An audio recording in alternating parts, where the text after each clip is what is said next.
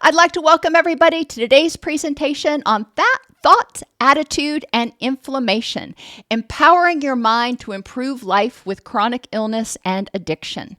I'm your host, Dr. Dawn-Elise Snipes. Today, we're going to explore how chronic illness or addiction can impact the brain and how those changes impact every piece of your life. And we'll identify practical tools to help you improve your quality of life. Pretty straightforward. For those of you who haven't been with me for this series, just brief overview, chronic illness and addiction both cause and can be caused by systemic inflammation. When something causes systemic inflammation, it can cause the autoimmune system to go a little bit wonky or a lot of bit wonky. And that can trigger the onset of an autoimmune disease. So stress can trigger chronic illness. Likewise, chronic illness can trigger inflammation. When we're stressed for too long, our hormones and neurotransmitters get into a different balance, and that one of our stress hormones called cortisol loses its ability to suppress inflammation. So inflammation kind of starts running wild. That feedback loop that helps us turn on our stress response and off our stress response, that's gone. And that switch stays on most of the time.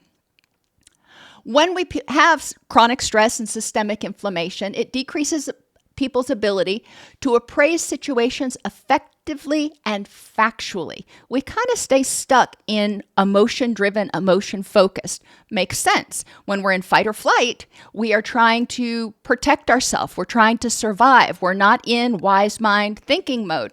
And when people have chronic inflammation, that registers in the brain as a stressor.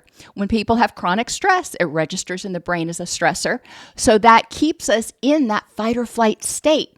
When we're in that state, it's hard to think clearly. Think about a time when you've been really stressed about something, whatever it is.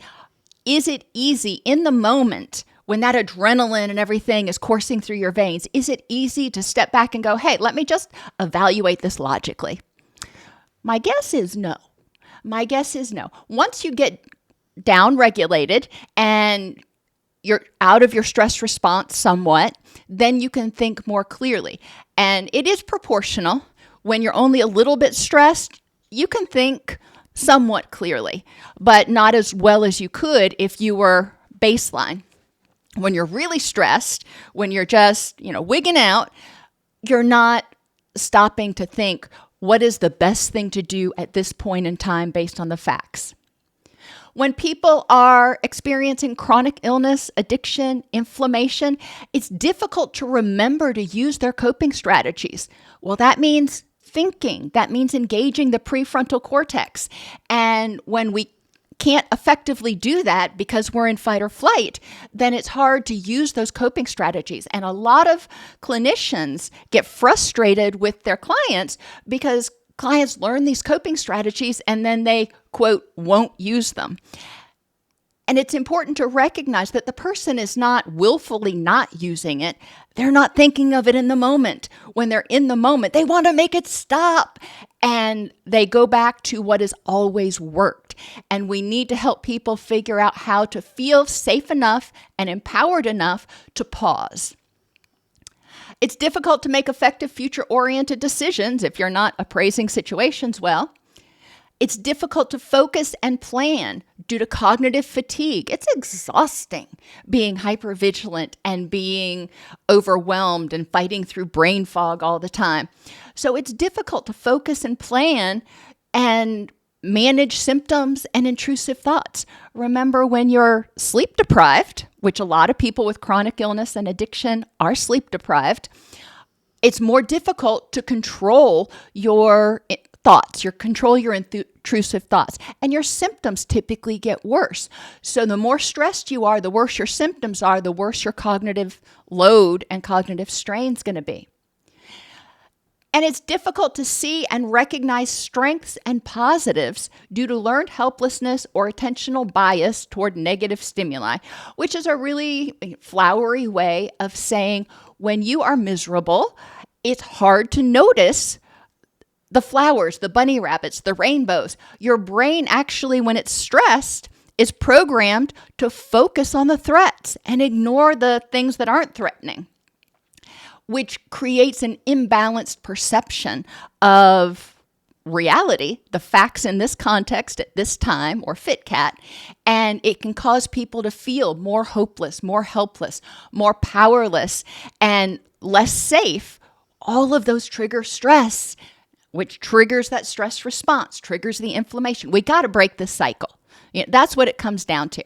And up until this presentation, we talked about physical causes of stress, interpersonal causes of stress and what to do about it, emotional causes of stress and what to do about it. Today, we're really going to talk about cognitive or mental causes of stress.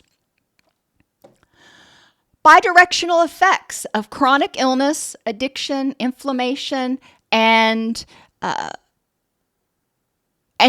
how the person is able to think and perceive things.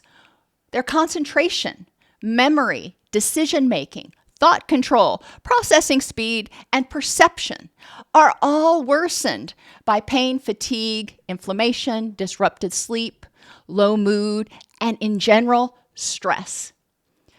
We talked in the first video in this series about what is stress. And stress is anything that throws the body or the mind sort of off balance. If you're sick and you're fighting off a germ, that's stressful. If your blood sugar is out of whack, if it's too high or too low, your body perceives that as stressful.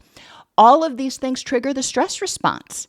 The stress response kicks off and releases cortisol, thyroxine, glutamate. All of those are excitatory hormones. Norepinephrine help us focus and fight or flee. It also releases a lot of blood sugar. So we have a blood sugar spike. When that doesn't get turned off or it stays on too much, you're just constantly triggering it, cortisol loses its ability to suppress inflammation, and we start seeing a chronic stress state. So we start seeing a chronic flood of hot chemicals, if you will, or excitatory chemicals, which lead to inflammation in the brain, leads to systemic inflammation. And we've talked about how trauma impacts the body and how stress impacts the body in other videos. So I'm not going to do a deep dive today.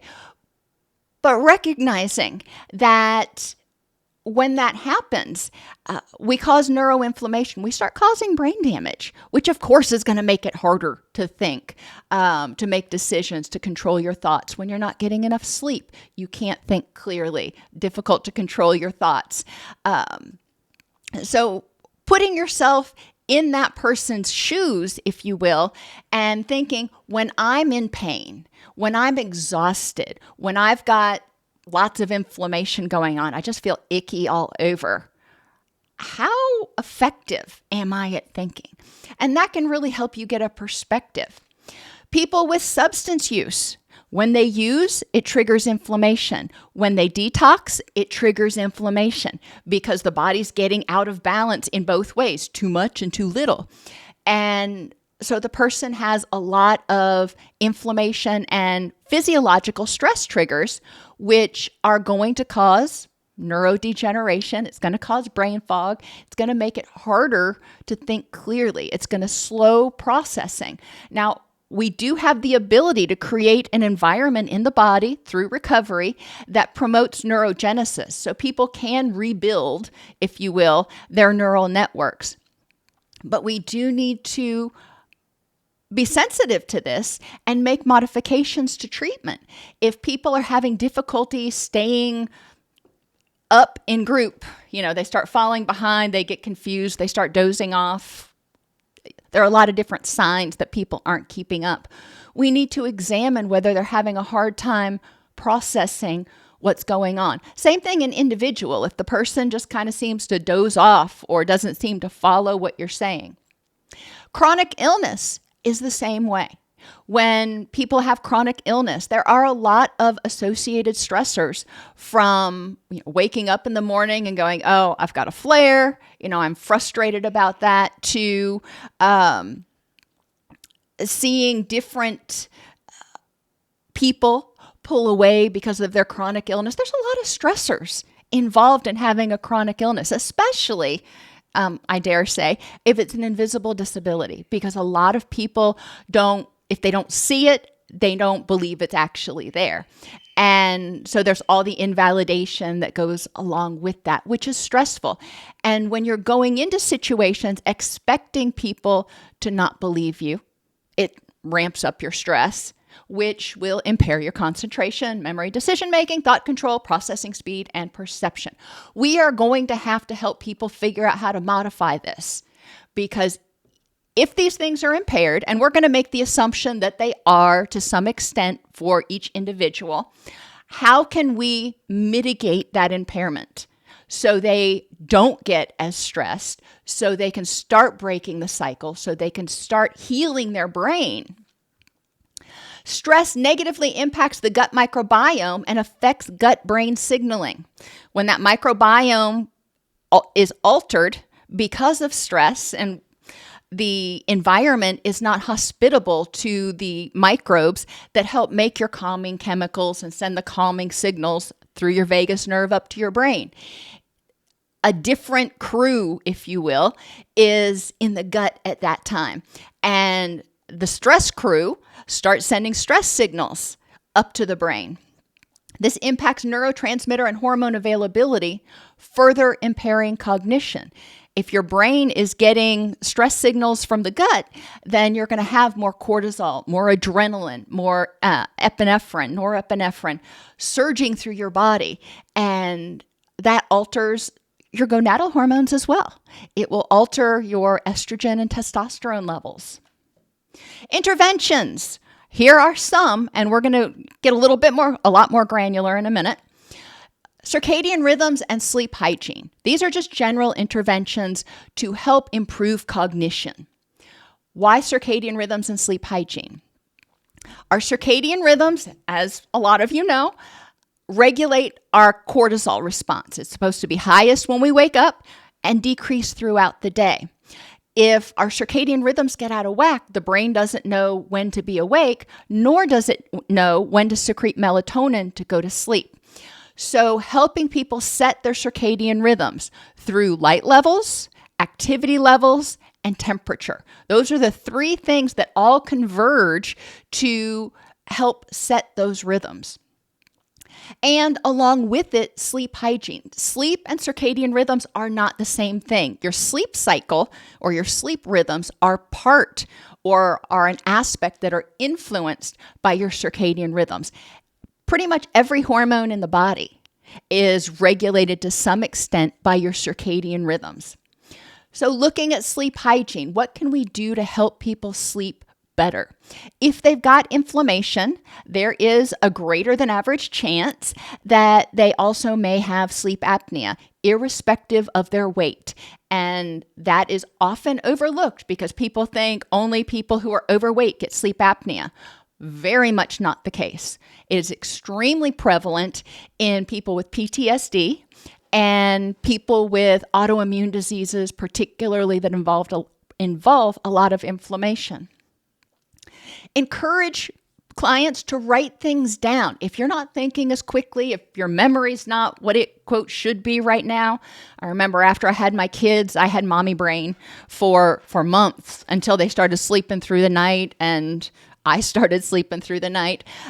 Write things down. It's not a sign of weakness. It's not shameful to write things down. It means, hey, I care enough to write this down so I remember it. With our phones, you can dictate and have a note written, voice to text, which is very helpful. You can use push notifications to help you remember things. I have tons of push notifications on my phone because I will get immersed in something and just completely lose track of time. So I have push notifications to remind me, hey, you've got this to do. It's not a weakness. It's just a fact of life for me. And it's very helpful. It's also very helpful for the ADHD part of me that has some time blindness. Non-drug pain management, and this is a little bit controversial. People who are on pain medicines, pain drugs, especially opioids and benzodiazepines, have a lot of difficulty with cognitive clarity, have a lot of difficulty thinking clearly, and they are at much higher risk of addictive issues and even cognitive decline later in life. Non-drug pain management may not suffice to cover all the pain, but we want to minimize the drugs that have the negative cognitive impacts. Guided imagery for pain, super helpful. There are multiple different strategies for guided imagery, including envisioning the pain as a knob, or envisioning the pain, like if you have pain in your arm, seeing a red hue over your arm, and then envisioning it turn gradually to a blue color. Turning your focus. If you've got pain in your arm, focus on your foot. Focus on something else. Linehan takes it a step further and says, do something like putting your hands in cold water or in ice water. I've got pain here. I'm not thinking about the pain in my shoulder if my hands are in ice. And that distracts, that breaks that thought cycle. So then when I take my hands out, my hands are warming up and I start thinking about something else. I'm not focusing on this. Does that eliminate the pain? No. Does that cut it to manage everybody's pain? Absolutely not, but it is helpful. TENS units, transcutaneous electronic nerve stimulation. You can get them on Amazon now, which is lovely. They've actually shown that using a TENS unit will increase the level of activity in the opioid receptors in the nerves in the area that was treated for, I think it was up to 2 hours after the use. That is another thing that can be really, really helpful for people. My point being, encourage people to explore different alternatives out there. Massage is another one. They have lots of shiatsu massage pads or vibrating massage pads. Figuring out what works for them is going to be important. Turning their attention cognitively to hardiness, recognizing all of the things that they are committed to in their rich and meaningful life. What things, people, activities, experiences are important, and how are they committed to those things? And then of those things they're committed to, what aspects are going well? Turning that attention and recognizing, in general, you're not going to have a day where every single thing in your life is just in the crapper. Some things are going to be, but what proportion of the things in your life that are important are not going well? Control what you can. And it's really important to encourage people to use their energy to control those things that they can control. If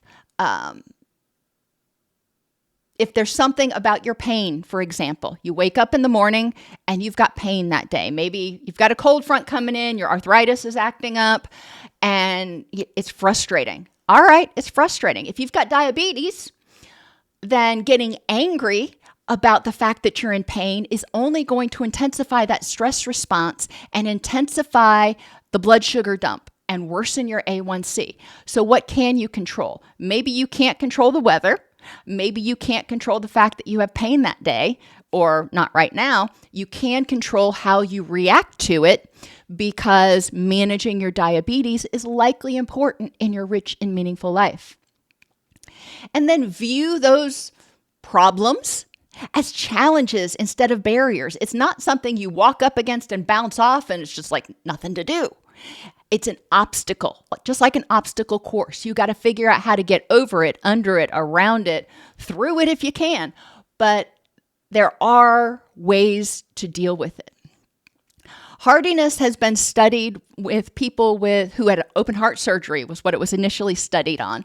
And they found that the people who had higher levels of hardiness recovered a lot more quickly and had much better outcomes at 1, 3, and 5 years.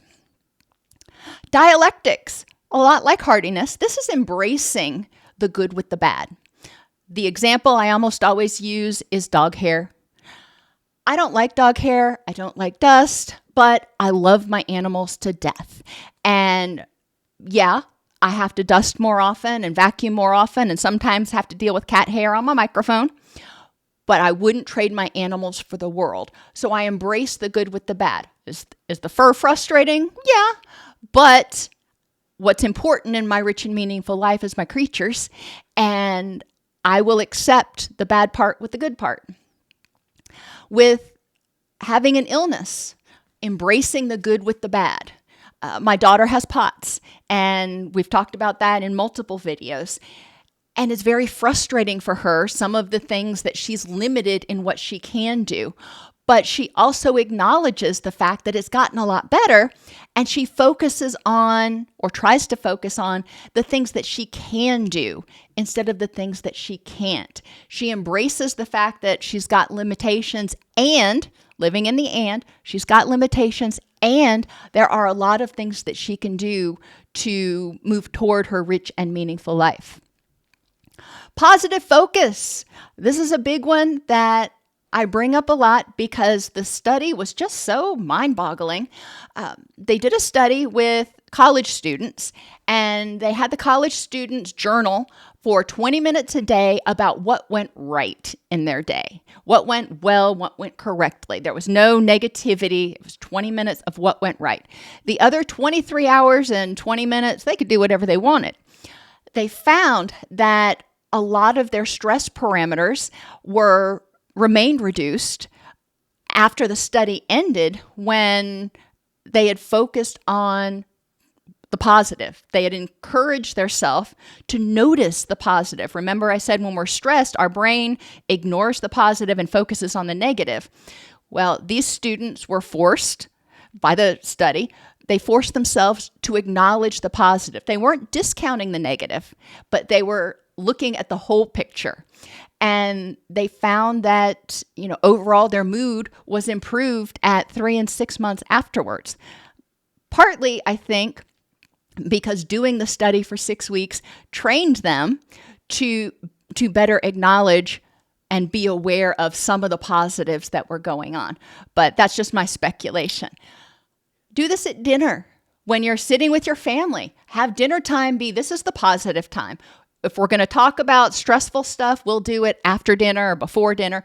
But during dinner, we're going to focus on the positive for 20 minutes. Compassion is another important thing when you've got addiction, when you've got a chronic illness, whatever that illness is. Having compassion for yourself and recognizing that even for people without chronic illnesses, no day is an A day every time. We're going to have days that we're not on our A game, and that's okay. Having compassion with yourself, having compassion for your body when your body says, yeah, I ain't got it today. That's important because fighting against it, getting angry at yourself because you're having a flare, getting angry at yourself because you're in pain today or your A1C is too high, that just worsens the problem. Intrusive thoughts are common when we're not getting adequate sleep, but they're also common when we're hypervigilant and we're under stress. These thoughts will pop in and we need to figure out how to address them. There are a lot of ways to do it. There are 3 that I suggest to the people I work with that seem to work most of the time. Now, this isn't as effective for people who have diagnosed or diagnosable obsessive compulsive disorder. That's not what we're talking about. We're just talking about those random intrusive thoughts. First, write it down. Why? Because when you write it down, your brain actually says, oh, okay, you've got it. I don't have to remember that. So people will write it down and they'll put it in a box or an envelope somewhere else. And they know that if they need to, want to, choose to, they can address it later. They're not going to forget about it, but they're not going to address it right now. Let it pass. You can have a thought, just like those beautiful little shapes you see in the sky when it's the big white fluffy clouds are there. They don't last. You watch them, you see them morph, and then they go away. And It is. It is what it is. And letting it pass is letting those thoughts do that. The thought comes in, you don't grab onto it and go, I don't want you here. You just acknowledge it. And it's like, okay, thanks for letting me know. Toodles. And it'll go away. If you continue to give it attention, it's going to stick around. The wolf that sticks around is the one that you feed. And acknowledge and dismiss, which is a lot like let it pass. Letting it pass, you're not acknowledging it as much. I guess I kind of switched these on you. But acknowledging is saying, okay, I'm having this thought. Is there any factual basis to it? Facts in this context at this time, fit cat. If not, okay. Thanks for letting me know, brain, but you're off base. Bye-bye. Neurotransmitter imbalances lead to increased sympathetic autonomic system activation. Neurotransmitter imbalances cause an increased stress response and inflammatory cytokine activity. So we do have increased inflammation. We also see dopamine, serotonin, glutamate, and norepinephrine imbalances. Dopamine is our motivation chemical. Serotonin is associated with mood, but it does so much more. It regulates our heart rate, our gut. It does a lot. Serotonin's a big boy. Glutamate is our main excitatory neurochemical. It gives us energy. And norepinephrine helps us focus. So motivation, mood, energy, and focus. When those get out of balance because of stress, guess what? We're going to have a harder time thinking clearly. We're going to have a hard time making decisions and doing everything that we think we need to be doing. So our interventions, mindfulness, encouraging people to start the day and preferably throughout the day, check in, but definitely start the day being mindful and identifying how they feel on that particular day. We can't measure the neurotransmitters so much, but we can identify what we feel like. Do I feel unmotivated? Do I feel tired? Do I feel irritable? What's going on with me? By doing that, we recognize things that we have that are called vulnerabilities that make us more prone to be triggered when a stressor happens. So becoming mindful helps us recognize where we are in the moment and plan our day accordingly. Distress tolerance skills are also important because there is going to be stress and there's just no way around that. Developing those distress tolerance skills will help us downregulate when we get upset.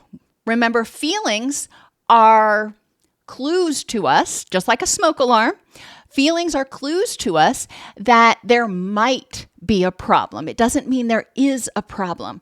So when we have a distressful feeling, acknowledging it, just like we acknowledge the smoke alarm, looking around based on the facts in this context at this time, and using our distress tolerance skills to figure out how to respond. Most of the time, it's probably a nothing burger. So we tell ourselves, hey, I can downregulate. I can slow my breathing and slow my heart rate. There's nothing to be alarmed about. And then I can think more clearly. The longer we stay in that stress mode, the more blood sugar, the more stress chemicals, the more, all that stuff is going to be secreted. So the faster we can help people get back into their wise mind, the better.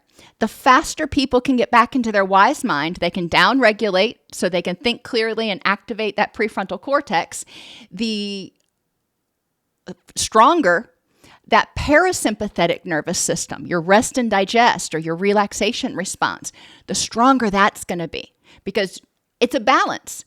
When the stress response is active, parasympathetic or your relaxation response is sort of dormant. And then when the threat is gone, the parasympathetic is supposed to be able to say, hey, go home. And it alters the balance. So one should be able to turn off or turn on the other one. And in people with chronic stress, a lot of times it doesn't work that way. So strengthening distress tolerance skills will actually help strengthen the parasympathetic nervous system's ability to help the person downregulate. Along with that, just straight up improving vagal tone. One of my favorite is using biofeedback, using a Polar chest strap. It's an H10 chest strap. You can get it off Amazon. But I exercise or I do something active, and then I sit for a minute, and then I see how quickly I can bring my heart rate back down to baseline. And that is me challenging my body to trigger the stress response and then have the parasympathetic nervous system kick in and trigger the relaxation response. My goal is to have it go up and down in the same amount of time. And that's one thing that I like to do. Yoga, if you can do yoga, if you've had a trauma history, yoga may not be the best for you, but focusing on your bodily sensations and breathing can be helpful. Stretching, even simpler than yoga. When you pull to the point that you're stretching, you feel a little tug, you feel a little discomfort. If you hold your breath, that discomfort stays longer. If you breathe through it, you actually trigger that relaxation response and help the muscles relax and stretch more. So simple stretching can actually help with improving vagal tone. Cognitive distortions due to prolonged stress and learned helplessness further increase stress, inflammation, and cognitive and motivational impairments. Cognitive distortions, personalization, all or nothing thinking, jumping to conclusions, emotional reasoning, exaggeration, catastrophizing, magnification, all of those that we've talked about before really can be addressed through 4 basic interventions. FitCat, evaluating the facts in this context at this time. Last week, 6 months ago, my conclusion may not be the same, but based on the facts in this context at this time, is there a threat? What is the best way to use my energy to move toward my rich and meaningful life? Probability versus possibility. Anything's possible. So we want to look at the probability that our concern, our worst fear, our stressor is actually going to happen. This person is going to leave me because I can't go hiking with them anymore, and that's their favorite thing in the world to do. Or this person hates me because I had to cancel today because I'm having a flare. Is there a possibility that that's going on? Yeah, there's a possibility. What's the probability? And really evaluating based on the facts in this context at this time. Exceptions to the rule. And this is important for all or nothing thinking. Somebody always leaves. People never are trustworthy. Always and never. Those are extreme words. So we want to look for exceptions. Is anybody perfect all the time? I don't think so. It's important to cut ourselves some slack and cut other people some slack too. Did this person get angry with you this time? Yes. Do they always get angry with you? What are some exceptions? And evaluating your beliefs about yourself, about the situation, based on those facts. And finally, alternate explanations. And this is a great one for jumping to conclusions and for personalization, because there can be a lot of reasons that your significant other comes home smelling like a perfume store, other than they're cheating on you. It could be that they went by some store and they wanted to get you body wash or something. So they ended up kind of getting that smell on them. It could be that they were walking through the mall and somebody just spritzed them, one of the people that are in the kiosks. There's a lot of could be's that could happen. So jumping to conclusions, we really want to get the facts. What are the alternate explanations? If somebody's rude to you, all right, well, was it me? Did I do something to offend them? Or were they having a bad day and they're just being nasty to everybody? It's important to recognize how our thoughts impact our stress levels. If we take everything personally, then it feels like we carry the weight of the world on our shoulders. There's a lot we cannot control. And there's a lot that happens that has absolutely nothing to do with us. Like the person who's having a bad day that, is rude to you. Well, you didn't have anything to do with that. That's their space. So taking responsibility for it or feeling offended by it is not a good use of energy. Problems with memory, attention, problem solving, and executive functioning increase stress, inflammation, and pain, and alter hormones and neurotransmitters. When we can't think clearly, when we have difficulty functioning in a neurotypical world, when we have difficulty functioning in an environment that's made for people who don't have our chronic illness, it can be stressful. And that stress triggers the stress response. This leads to reduced neuroplasticity, hippocampal atrophy, and prefrontal cortex hypofunction, which again, those are the fancy ways of saying we start shrinking our brain and killing off brain cells. And our prefrontal cortex, where we do all of our organizing, planning, understanding, decision-making, all of that stuff, it's not doing its job because it's not called into service. We're in fight or flight. That amygdala, that hippocampus, they're going, wide open. But the prefrontal cortex, we're not in our wise mind, so it's not being called to duty. And there's a decreased ability to adhere to nutrition, medication, and sleep routines.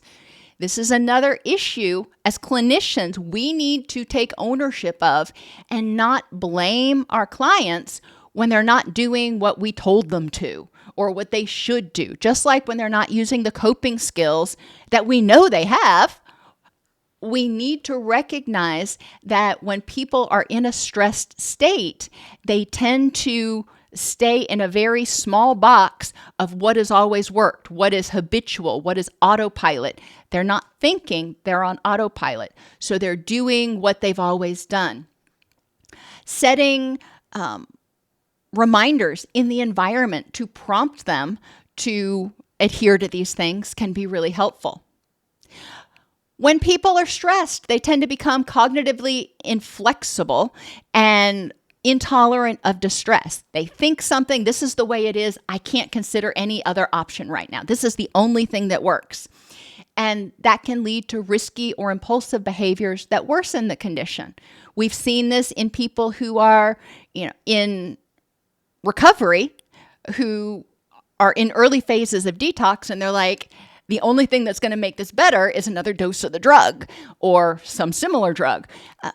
Helping them recognize the other alternatives that are out there, albeit not as rewarding in some cases, can be helpful. Problems with memory, attention, problem solving, and executive function. I duplicated that slide. Cognitive inflexibility and distress intolerance due to reduced neuroplasticity. When people are stressed, they don't learn. That's just the way it is. We learn using our prefrontal cortex. And if the prefrontal cortex isn't involved, then it's going to be hard to learn anything. It's going to be hard to solidify that knowledge and generalize it to other things because we're too worried about surviving, not thriving. We want to help people identify triggers and reinforcers to improve adherence to their routines. What can you do in your environment for your nutrition? Maybe you can do meal planning on one day. On Sunday, you can make all your meals for the week, so everything is already packaged and you don't have to think about it. Maybe you can have a go-by guide of restaurants that you can go to and meals that you can eat if you are gluten intolerant or if you have diabetes. Trying to do things that encourage the person to follow that routine. Medication. There are lots of apps to remind people to take their medication. That can be super helpful. They also have a little device now, which is really fabulous, that you can pour in up to 16 different pills, I think. It was some huge amount. And the computer inside automatically dispenses the pills into a package, into a little cup, every single day based on how many you program it. So 2 of this one of this one, etc. So people don't have to remember what they're supposed to take. This is great for older adults or people with impaired cognitive functioning. As far as sleep routines, encouraging people, setting alarms to remind them it's time to go to sleep, setting devices on their television as well as their phone to go into dark mode, to go into sleep mode where it blocks the blue light 2 hours before bed, even if they don't have to remember to do it. It's just going to happen automatically. And that can help them maintain a better sleep routine.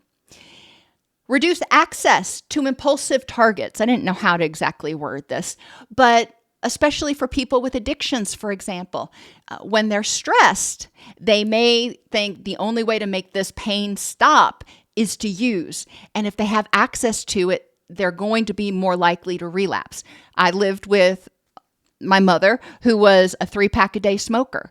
And every time she tried to quit, stress was the one thing that kicked her in the butt, because when she'd get stressed, she needed a cigarette. And she kept telling herself, I need a cigarette, instead of I'm having the thought that I need a cigarette. But we'll get there. Retroactively process distressful situations. Sometimes you're going to use your old ways. You're going to make a mistake. You're going to screw up, whatever you want to say. Okay, so you did. Let's learn from it. When I worked in a residential treatment center, people would relapse and they'd end up back with us. Not everybody, but some. And instead of shaming people, which does absolutely no good, and it does whatever. I don't understand why people do that, but we don't want to shame people. We want to say, okay, what did we miss? What can we learn from this episode that led to your relapse or led you to choose using over this other behavior that you had started developing, like calling your sponsor or going to meetings? If somebody is at work and something happens and they let it just stress them the heck out, and it sends their blood sugar up, it sends their blood pressure up, it causes their pain to inflame. Okay, how could you have handled that situation differently to mitigate the impact of whatever was going on? A family member I have does not get along with their in-laws. And when they go to their in-laws' house, this family member almost inevitably, even on the way there, they start having symptoms of their condition, of their colitis. And by the time they leave, they usually end up in bed for like 3 days afterwards because the stress was just so overwhelming. And it breaks my heart.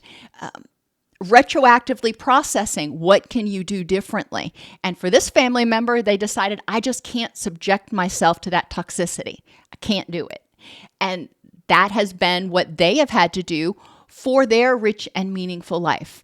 And each person is going to process that differently. But it's important to learn from those episodes. What can I do differently so it doesn't happen again? Communication difficulties can lead to conflict. When people are having memory lapses or attention issues, it can make them seem disengaged, like they don't care, like they're being insensitive or disrespectful, which leads to conflict.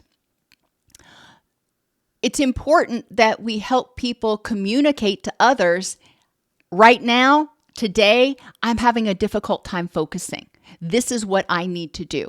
And sometimes for me, I have that, as I mentioned, I've got some ADHD.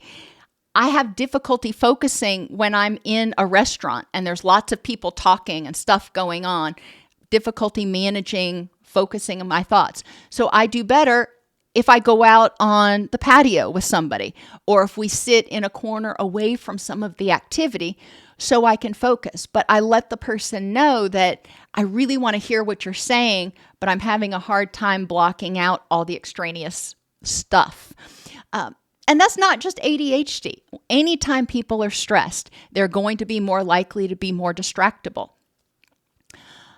When we're distressed, we may have communication issues. It's hard to communicate assertively when we're in fight or flight, when we're somewhere between angry and anxious. It's hard to be assertive. We tend to come out as either aggressive or passive. We withdraw or we're on full bore. Helping people recognize when you are feeling stressed, it's important to down-regulate, to get into your wise mind before you start trying to communicate something. Take a beat. If you're in a restaurant, if you're out to lunch with somebody, whatever, go to the bathroom. Take 2, 3, 5 minutes to trigger your parasympathetic nervous system, down-regulate, your heart rate slows, your breathing slows. You're like, okay, I got this. It's easier to communicate assertively. When you are in your wise mind, you're communicating assertively. When you're in your emotional mind, you're communicating aggressively or passively. Impaired empathy, and I don't like that phrase, but that's what they used in the research. It's hard to empathize with other people when you're overwhelmed with your own distress. It's hard to, take on somebody else's distress when you feel like you can't even deal with your own. And it's not that the person doesn't care. It's not that they're hateful. It's just that they ain't got anything left to give. And difficulty processing social cues also increases relationship strain. Again, if you're stressed, if you're having difficulty focusing, if you're already overwhelmed with your own stuff, then noticing social cues, those little fine micro movements, that's not going to be something that's high on your priority list. Helping people with chronic illnesses and addiction understand that when they're in a flare, when they're in an episode, when they're not in their wise mind, they need to be more cognizant, more mindful when they're interacting with others, and potentially communicate to others ahead of time if possible. Just so you know, when I'm having a flare, it's really hard for me to be patient, for me to be tactful, etc. Use schedules. When you're interacting with people, interact with them at your best time. For me, that's somewhere between 6 a.m. and noon. After noon, I start getting tired, I start getting cranky, brain foggy. Have people work on their own schedule. Reduce distractions when you're with other people. If you know that you have a difficult time removing distractions or focusing in noisy environments or distracting environments, choose a different environment. Effectively communicate your needs to others, letting them know, hey, it's not you, that it's not something that's going on with you. It's not that I don't like you. I'm just having difficulty focusing today because I have got a wicked migraine. I've got a wicked headache, whatever it is. Let them know that your inability to maintain focus, your distractibility or impatience isn't them. Now, it doesn't give you a bye to just be nasty to people, but it can be helpful as you're bidding adieu and saying, you know what, this isn't working. I'm having a hard time focusing today because I've got an incredible headache and I need to go lay down. I'd really love to be able to focus on what we're saying. And that's where that compassion comes in. That's also having compassion for other people and their feelings and acknowledging, hey, you're important. And you're so important that I need to call this right now because I can't give you everything you need. Maladaptive thoughts and negative perceptions are worsened by negative self-schemas. People who have chronic illnesses and addictions, which is a chronic illness, but often start thinking that they are bad, that they are helpless, that they are powerless over everything. And I know those of you who are in addiction are like, we've got to admit that we're powerless over alcohol or our drug. Okay, fine. You're powerless over that. You're not powerless over everything. You are powerless over that. And by using good orderly direction, by making good choices and focusing on what's important, you can live a rich and meaningful and sober life. But it is important to help people figure out how to feel safe, how to feel empowered, and recognize what they can and can control, what they do and do not have power over, and focus on what they do have power over. In our society, we spend so much time focusing on what we can't do, what we don't have. We'll be happy when we finally have this, but we don't have it now, so we can't be happy. Why not? Why can't you be happy right now? Internalized stigma and cognitive distortions impact self-confidence or self-concept and self-efficacy. That's people's belief that they can do something. They may think, I'm a burden. Well, yeah, that's harsh on the self-concept. Using FitCat, what are the facts in this context at this time that tell you that other people think you are a burden? Now, if you're telling yourself you're a burden, you got to deal with your own internal critic. But based on you're a burden to other people, what are the facts that support that? What is the evidence that those people feel burdened? This will never get better. That may or may not be true. However, this is one aspect of your rich and meaningful life. And in most cases, there are things you can do to manage it or to slow it. Diabetes, dementia, cancer. There are a lot of things that you can do to slow the progression of a lot of different illnesses that you have. And what next? A lot of times people with chronic illnesses, they feel like this happened and then I had this loss and I'm just waiting for the next shoe to drop. When you walk around life waiting for the next shoe to drop, you're always tense. You're always on edge. You're always hypervigilant. It's exhausting. Increases the stress response, increases inflammation, worsens the condition, whatever that is, negatively affects cognitions and every other piece of your life. Journaling is one intervention that can be helpful. Encouraging people to journal what went well as well as what didn't go well. We don't want to be toxically positive, but encouraging them to notice their progress, as well as notice things that impair their progress. I had a relapse or episode or whatever you want to call it of my heart issues this past weekend. And I'm trying to figure out what's different. I was doing good for a while, and now I've had 3 episodes in 2 days, and I don't understand why. So I'm journaling. I'm keeping logs of what I'm doing to try to figure out what changed. Unhooking. Separating yourself from the issue. Instead of saying, I am a burden, saying, I'm having the thought that I'm a burden. Now, is this thought accurate?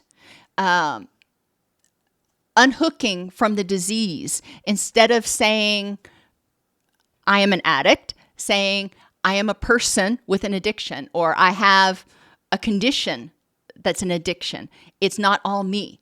If I'm an addict and I heal the addiction, then what's left of me? It's a semantic thing, but unhooking from things makes it easier because you unhook, you hold it out here and you say, okay, now what am I going to do with this feeling, this thought, this situation? Using FitCat. I know I've brought it up pretty much on every slide, but it's important. The facts in this context at this time. I'm a burden. Well, if you just had open heart surgery, you may need a lot more help than you did 6 months ago, and then you will 6 months from now. Are you requiring more energy from other people in your life? Yes. But is that a burden? And based on the facts in this context at this time. And effective, small, specific, measurable, achievable, relevant, time-limited goal setting. One of the best ways to increase self-efficacy is to have success. Setting daily goals or even hourly goals can be really helpful for people with chronic illness. Executive dysfunction may cause disorganization, creating more environmental stress. If I can't remember where I put my keys, or I can't find my stuff when I need to leave for work, and then I start running late, and then I get stressed about running late, y'all know how it goes. we don't need that extra stress. If you've already got a chronic condition, you've already got stress and inflammation, let's not add fuel to the fire. Cognitive overload, because it's hard to think clearly if you're trying to manage everything in your brain instead of writing it down and juggle too many things. Cognitive overload can occur in environments that are chaotic, overstimulating, or invalidating, further impairing focus, planning, and emotional regulation. So we want to help people create safe environments that reduce overstimulation. That can be reducing lights and colors if that's important, or just having organization of some sort. I have a bin that I put my keys in. I have a place that I hang my purse. That way I know where they are and I don't have to run all around like a crazy person every day.